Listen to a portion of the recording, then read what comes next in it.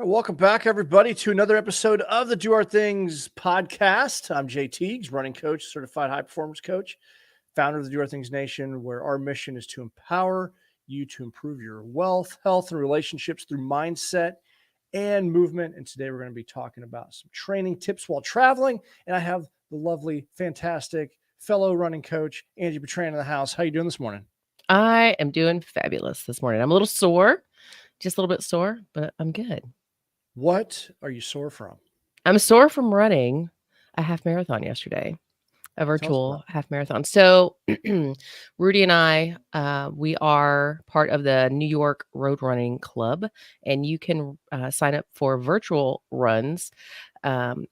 And earn yourself guaranteed entry into an in-person race. And so a couple years ago, I was able to go run in the United Airlines half in New York City. And it's actually my favorite because they closed Times Square. You get to run through Times Square. But he did not. He was not in that one. And I'm not sure what happened, where the mix-up happened. Maybe he signed up wrong. I don't know. So we both signed up this year to run the virtual option so we can run together next year in person in New York City. So I'm excited. It was worth it. We had fun. Awesome. And I love it when couples train together. It's one of my favorite things to do with Lacey is being able to run these races together and be able to train and talk shit to each other. I think everything else that goes with it. Yeah. It's fun. So how awesome is that? Congratulations. Thanks. The virtuals are hard because you don't have all the, everyone cheering you on in the crowds and you don't get the medal. It's just different, but it's so awesome you guys did that together, and it's going to open up an opportunity for you guys to go run. I mean, how cool is that to go run near Times Square in New York City? It's badass. Oh yeah, dude. And it's funny because I feel like sometimes I look like a crazy person when I'm out there running those virtual races because I'm like cheering myself on in my head. I'm like pretending there's a crowd. I'm like, you'll see me. I'm like high five in the air. People are probably like, what is wrong with that weirdo? And I'm like, I just got to keep going. I got to pump myself up. That's awesome. Well done. That's kick ass. Thanks. So in today's episode, before we get into today's episode, what we're going to talk about today is some training tips while traveling. I'm on the road. I'm in some hotel in the middle of nowhere, Illinois. And I just traveled down to Austin. I'm on spring break with my kiddos. I'm getting ready to go to Florida after this. I got like 3 trips back to back. And I know that this is a challenge for people. It's like, how do you maintain your routine and schedule while maintaining a demanding, travel schedule? So we're going to talk about that, whether it be for vacation or, work trips, travel comes up and it's a challenge for people. So we're going to talk about that. And then the mindset, we're going to talk about self-esteem and how that when the king suffers, the kingdom suffers. So before we get into today's episode, leave us a review on your favorite streaming platform. They matter. They mean a lot to us. We really appreciate it. And they go a long way for us expanding, the Do Our Things Nation, so people can find the podcast. Share it with a couple of your friends if you found something of value. And we always love hearing, like, what did you take away from the episode? So you can reach out to us. You can contact us directly. You can share it in the group or on social media. We would love to hear from you. And this episode is sponsored by the Do Our Things Nation, www.doourthingsnation.com. It's a community committed to living life on offense, united by a focus on continuous self-improvement, upgrading, your life through mindset and movement. It's a network where we offer frameworks and challenges and accountability. There's some really cool shirts over there, some motivational gear. So if you like what we're doing here, go over there to www.doourthingsnation.com. Join us in the Facebook page where we're constantly working on ourselves and sharing wins and challenging ourselves. And go grab yourself a shirt or hat and check out the upcoming events that we have coming up. So, all right. So I want to share with you like 5 strategies to help you maintain your fitness while traveling, because traveling can be a challenge. As you mentioned, I'm on a road trip, so I'm trying to figure out how am I going to get it in today? And Angi and I are both going to share some things that we do to help keep our mindset and fitness, because it can kind of throw you off mentally. You can kind of be thrown off physically. And it's just a hard thing to do. It's hard to maintain your fitness. So tip number 1, just plan ahead.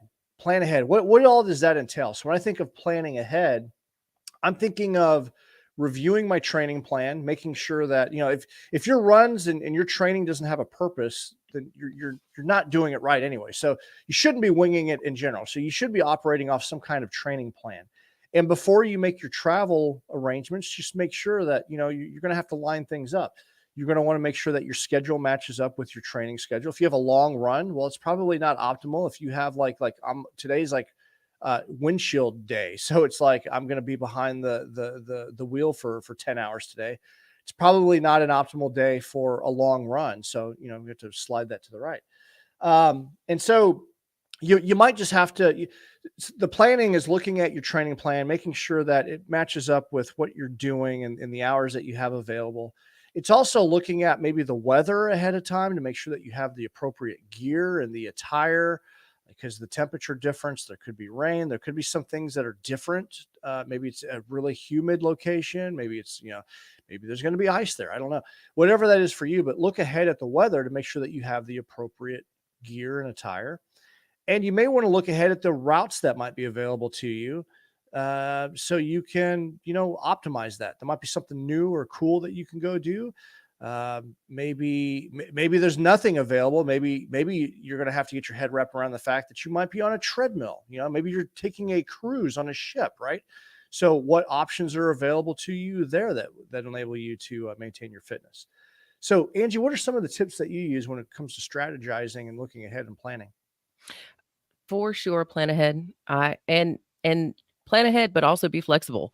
I went to school last year and drove from Missouri to Maryland, so I could stop and run in states along the way that I'd not run in.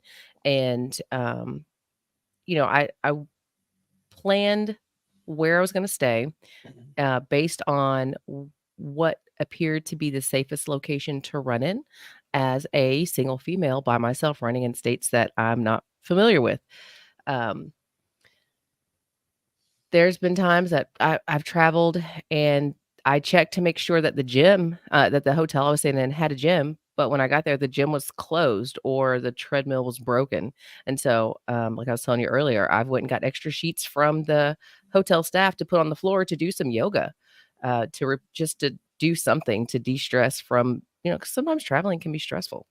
Um, but yeah, I try to make sure that there's a gym available if I'm staying in a hotel. I plan ahead. I pack for exercising on the road, and yeah, just pretty much be flexible. I remember doing 75 hard a few years ago and getting my exercise in the terminal. So I made sure that I left in time to get to the terminal in time to walk around the terminal, just to get that 45 minutes in. And I've even, just out of sheer like, I've had my plane delayed before leaving, and I just didn't feel like sitting there on my phone, so I went and found a corner somewhere to get some exercise in. Yeah. And sure, people are gonna look at you kinda weird because 'cause you're in the airport terminal getting it in, but I'm just like, "Whatever, man, I just don't feel like sitting here doing nothing." Yeah. Well, that's a great segue into tip number two, which is to be flexible. And to your point, Angie, there was if you love Strava segments, one of the most difficult ones is in the Denver airport. It's terminal, I think it's terminal B. There's A, B, C, and D. Mhm, And I think it's called the Denver NAR. It's GNAR. So it's a Strava segment for runners. mhm, It's become like one of the most popular ones because of the difficulty level, because you have to have a ticket. You got to be in that terminal. It's not easy to get to. And it's between basically these two escalators. And I remember I had the opportunity last year to go after that one. And I mhm. did 9 miles on foot with my roller bag, because I had like a 4 hour layover, and I got Mhm. 9 miles in just to get the crown achievement of try to beat this other ultra runner. But there's people that will go there and they're sprinting to get so it's, if you look up fun or silly Strava segments, that's like one of the top ones. But That's to your awesome. point, like what can you do as an alternative during 75 hard? I also did airports, just walking. Yeah. You do a lot of walking at the airport, and Yes. terminals are huge. So it is an opportunity to get something in and time on feet. So, Yeah. but to your point, be flexible. You're not going to have all of the, like you said, you did yoga in your room. So use it as an opportunity to maybe, do something new or different. And Mhm. it kind of adds some variety. You might find a new yoga routine. I mean, just go to YouTube or whatever, Google something. I use some, some apps, some streaming services that have, my fitness there. It may not be my favorite because when I'm doing strength training, I'd rather lift with weights, but body weight, like doing Mhm. a simple AMRAP. Yes, and so yes, and they have you heard of TRX? It's Yeah, bands. so no, it's oh, there's straps. Oh yeah, that's what I meant. Straps. Yeah. Yeah, yeah. So, and you can hook them to the door, and it's not within arm's length for me to grab it and show it to people here that might be watching the video, but I found I got a set half off on sale, and so I'll throw that in my bag, Yeah. and that way, if I know I'm going to be staying over at a hotel, if last resort, I can use that. I can use that system Yeah. because it's all based on body weight. There was a dude checking in last night. He had a pair of Hokas. I'm like, fellow runner. And I saw Yeah, his bag. He has jump rope about to fall off his bag. I'm like, hey, dude, your jump rope's about to fall out. But I was like, hey, he's gonna get after it. He's got his jump yeah, rope. yeah. You don't bring your jump rope for no reason. No. So yeah, so he's traveling. So think outside the box. Like, what can you do that's gonna Mhm. mix up your training and be flexible? Yeah. All right, tip number 3. This one's a challenge. It's don't forget your fuel. Don't forget your fuel. And when you're traveling, it's difficult to eat healthy even at home, right? But it's more difficult eating, while you're traveling because you don't have your kitchen. You don't have all the everything that you need to properly prepare. So there might be some specific fueling that you need, especially if it's something that you're training with for, your endurance run. But don't leave that at home because you want to maintain, eating as healthy as much as you can and eating the foods and routines that are in alignment with the race that you're training for. So also you want to be careful about, if you're packing your baggie of Pre-workout powder or pre-workout or your little baggie of like a tailwind and you're trying to go through the TSA, you might have some splaining to do. So I'm always um, worried about that when I fly because we've raced in we've flown places to race, especially New York City, and I don't want to carry my whole canister, so I've got everything portioned out in little snack baggies. I'm like, oh my god, I hope they know. I hope they see the goo gels and everything else that I use, and they're not like, okay, what is this lady doing? We're gonna go check her yeah. out. Yeah, Yeah, sorry. so you don't want to end up. Yeah, yeah. Be careful with that type of stuff. You may want to use some prepackaged stuff Yeah. so you don't avoid, some splaining to the the TSA. Um, and then kind of align with nutrition, but you may want to also bring, recovery items, whatever that you need to help you recover. And you can bring a golf ball, tennis ball. Those are some little things that you can bring because if you have some other instruments that you're trying to save room, but don't forget those things that you need for your recovery. And yeah, you may not be able to like log your foam roller around, but there are some other instruments that you can use that are more portable. But those are some Yeah. things to think about. So don't forget your fueling and your recovery tools. Hmm. What else? Hydration. So I know anytime I go anywhere, really, I always have to hit up the store on the way to buy water because, like back home in Panama City, I'm from Panama City, Florida. I think the water tastes gross. Like I don't like the way the water tastes. So I always have to stop and stock up on gallons. I'm like, okay, how many days am I going to be here? Oh my God, this is how many gallons of water I need to buy and stock up. My family's like, oh my goodness, like why are you bringing this? I'm like, because I don't want to drink the tap water. But then when we go to other places, I'm like, oh, the water's great here. I don't have to worry about lugging around a bunch of water. Um, but I've stopped, I've forgotten my water bottle and I've had to stop at like a Ross or a TJ Maxx or somewhere and pick up a half-gallon water bottle, just to stay, help me stay on track because that's what I like to do. Um, yeah, it's just the little things you got to think about that you want to keep there on your brain. Yeah, no, that's a good point because the water in some places is not very does taste very good. It tastes different in Mm-mm. different places. So Yeah. absolutely. So yeah, plan ahead for your fueling for Mm. sure. Another thing I did, and we had talked about this a little bit earlier, but I had when I went to New Orleans to visit family one time, I reached out to the local, team Red, White, and Blue, Team RWB. Actually, I've done that quite often when I've traveled places, tried to find the local chapter of Team RWB there and see what their running schedule is like, and you mentioned Fleet Feet, and there's other places that you can look for, so you don't have to run alone, Mhm. in an area that you are not comfortable with, that you may not be comfortable with, and, especially, like, if you can't travel with pepper spray or your personal weapon or whatever. It's nice to reach out and have people to run with. So those are always options. Those are things that I try to remind people to do, to find a local chapter of some sort, some type of running club That- to That's link up with. why it's cool to be part of a running group. I remember one time I ran the Rock and Roll St. Louis, and RWB St. Louis chapter was there. Hmm. And we all got together after the race. We found Hmm. ourselves at someone's house, like just a group of us, because we were from all over the place. And someone was like, "Hey, why don't you come over and hang out?" And we had basically did like an impromptu barbecue. It was super cool. Hmm. I know recently, our group run up in Columbia, we had someone from out of town like join us, and we did the Tiger Run, which is one of the funner. If you were going to, we basically ran the Mizzou campus. It was Mm. just really neat for them to experience that. So yeah, great idea. Reach out ahead of time, find those running groups, and to your point about safety, right? They're going to know where the safe routes are. They're going to maybe some of the more scenic routes, and then you might be able to make a friend. Hmm.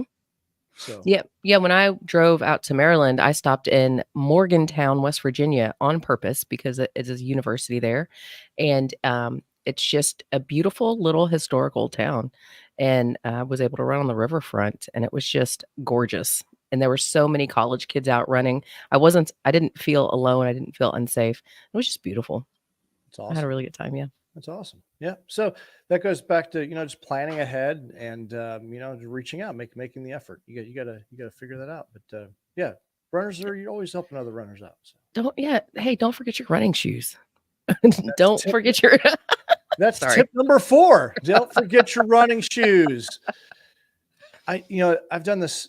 I there's been I think I'm trying to remember of a time where I left my running shoes behind. I've had to do that before. I had to go buy a pair of running shoes. Oh my gosh, I remember we did the llama race a few years ago, and we got, I don't know, maybe half an hour, 45 minutes out, and all of a sudden Rebecca goes, "Oh shit." We're like, "What?" She's like, "I left my shoes." Yeah, and Thank the llama, like, you're in a van, like, doing this point to point run, so you're kinda in the middle of nowhere. Yeah, What'd you yes. guys do? Well, actually, she, had David met us halfway, go back toward the house, and he met us and was able to get her running shoes, so we didn't have to go all the way back. It was nice. Oh, that's funny. Yeah. This was fairly close. Holy shit. Yes, yes, it was fairly Huh. close. Because if not, she would have been, man, who was it? I'm trying to were we on a Ragnar race? Someone forgot their running shoes, and I don't know if they I don't remember. I don't know. I was I don't know. I just remember it wasn't me, and I was like, "Thank God." Uh I've probably done this more with cycling, like forgetting a helmet or my cycling shoes. I've had that Mm, happen a lot. Running shoes, a couple times I think of. But to the point is, you want to make sure that you pack that your gear. You may not want to. And Lacey and I go around. She's done very well about not pack. Like I've challenged her to not check a bag because it just takes so much extra time to wait for the bag, and they lose it. They lose your mhm, bags, and then mhm. if you have your running shoes in there, then your running shoes are gone, Yes. and that sucks. So make sure that, yeah, something to consider. Where make sure that you have your running kit, have it set aside.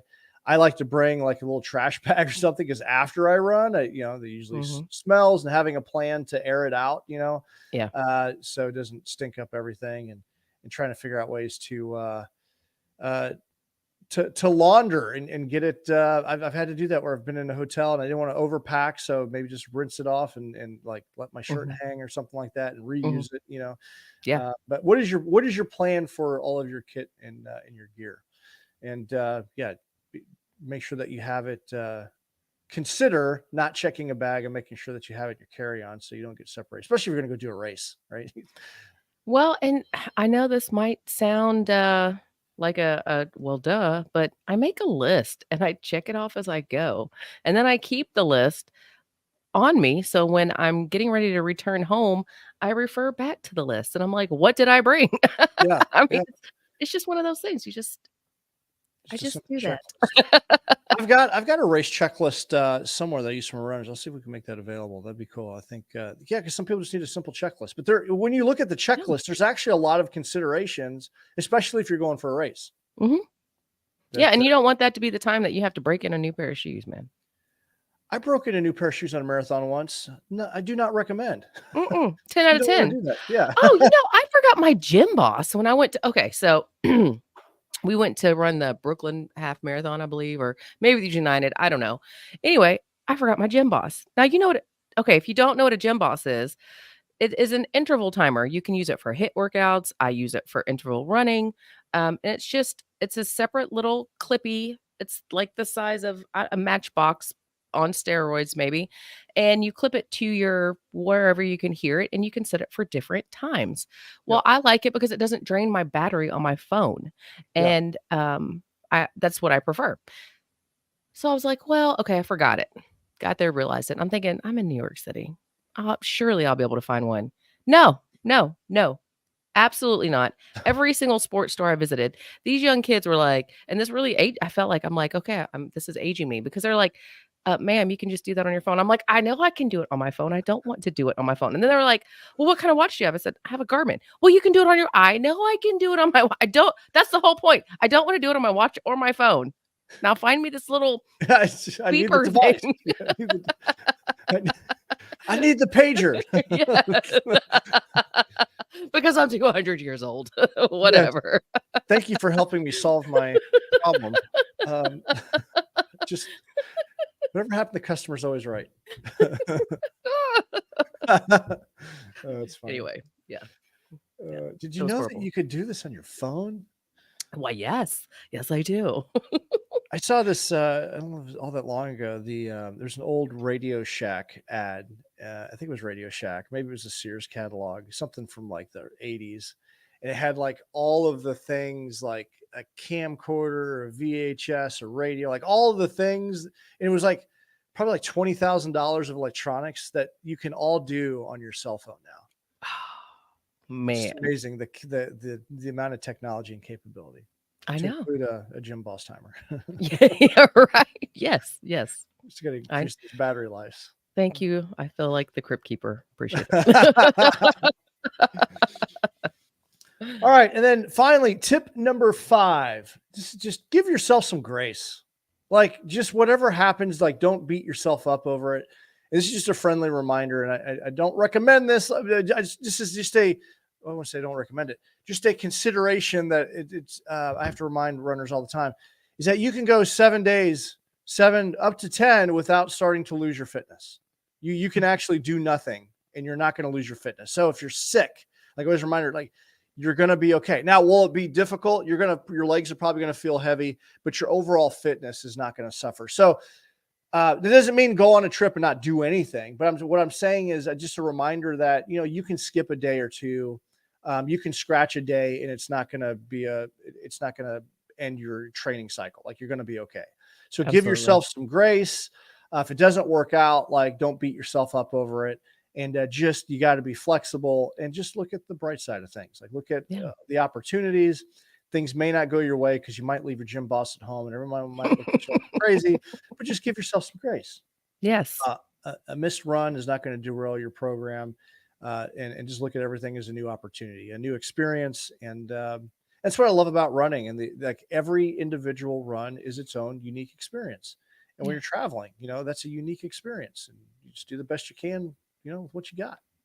Yeah, for sure. And consider let's say you're checked into a hotel and the treadmill's broken, but they've got a bicycle. I mean, that's going back to the be flexible thing. But I remember I was training for Ragnar or something, and I got developed shin splints, is what it was. And I was new to running several years ago, and I just knew for sure, like all that hard work I'd been putting in, I was going to lose it while I was recovering. But like Jay said, you're not going to lose everything overnight, and sometimes you just need a little break. and you can allow yourself to sit in that break and enjoy it and be okay with it and enjoy your Yeah. vacation. Rest and recovery is training. Yeah. Rest and recovery is training. So look at it that way. Just you Mhm. don't want to rest and recover too much. Right. Yeah. But yeah, so just use it. Not, and I'll tell you on my travel, 'cause I'm traveling now, so I'm not doing as much. Like my hip feels better. Like there's some aches and pains that I've had. I went for a 6 miler yesterday, and I'm like, damn, I'm feeling really good. I kind of needed this little bit of a break because I'm having to be creative. I'm not doing as much long stuff. I'm focusing more on core work and some shorter runs and flexibility right now.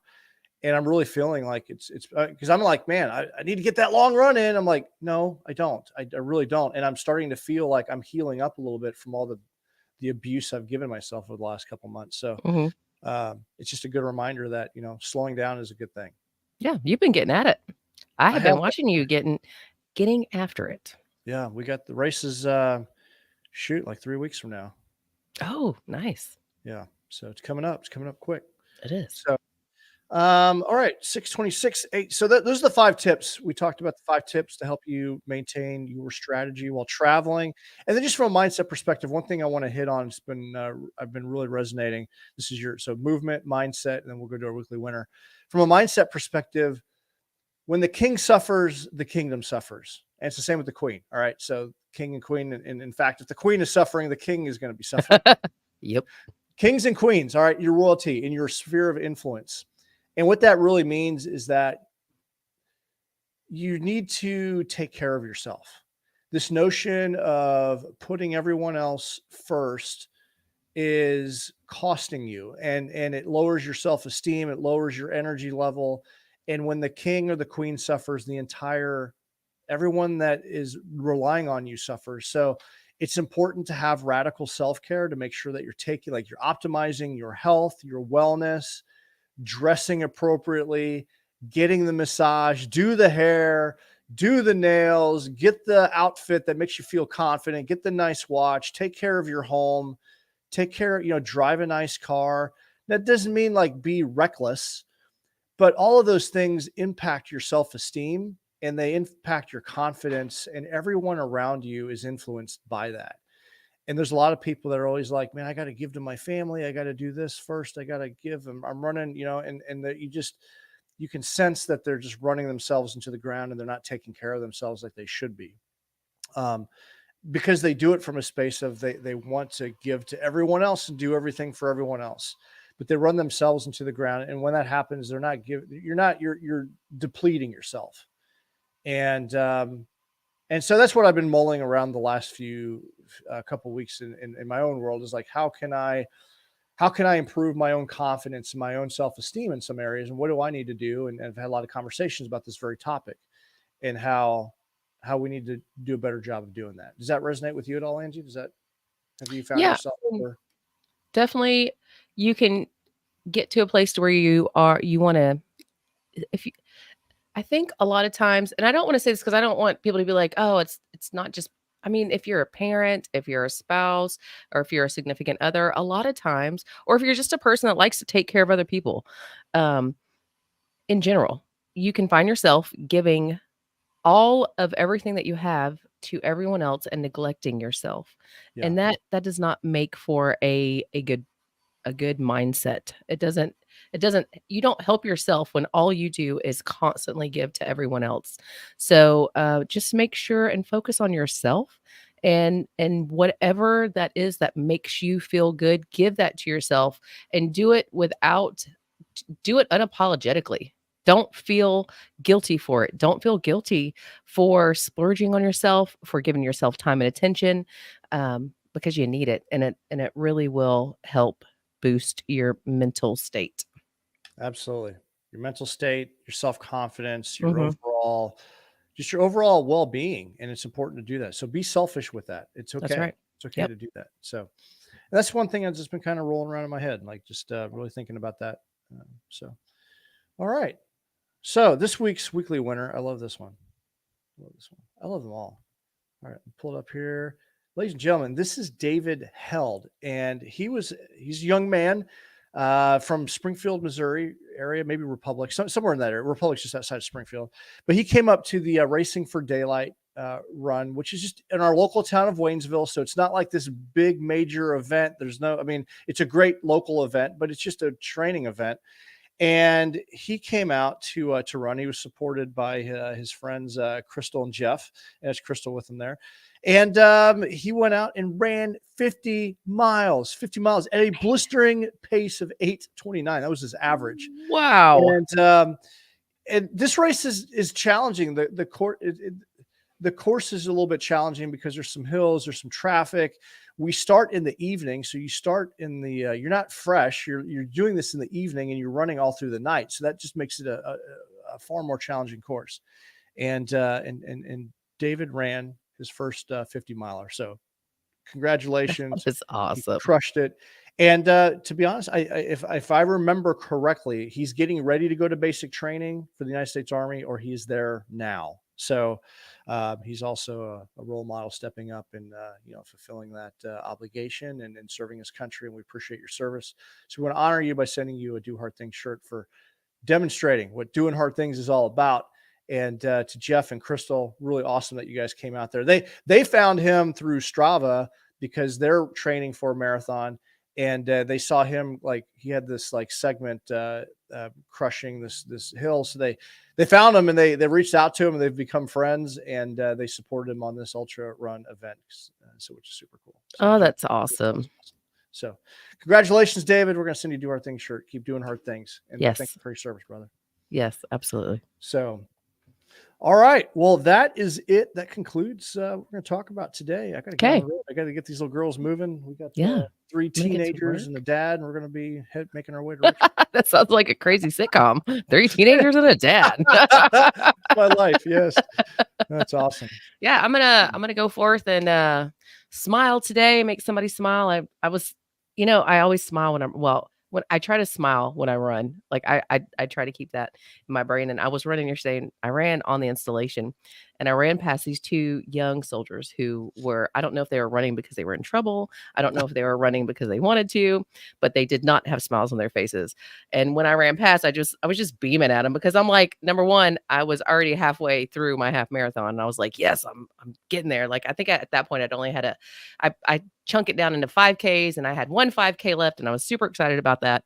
And I'm just looking at them smiling like a crazy person. They just kind of looked at me weird first, and then they were smiling back, and I was like, yes, I got them smile. Yes. Because when you're in the Army, like, your introduction to running is usually not fun. And and that we talked about that in a previous episode. And a lot of folks in the military, like, they don't look at running in a positive light, because it was like, you got to run, and you're doing it at 4 o'clock in the morning, and it's every aspect of it sucked. So no, that's awesome. Yeah. So make someone smile. That's right. Go out and spread the love. All right, y'all, Do Our Things. We'll see you all in the next episode. Okay. See ya.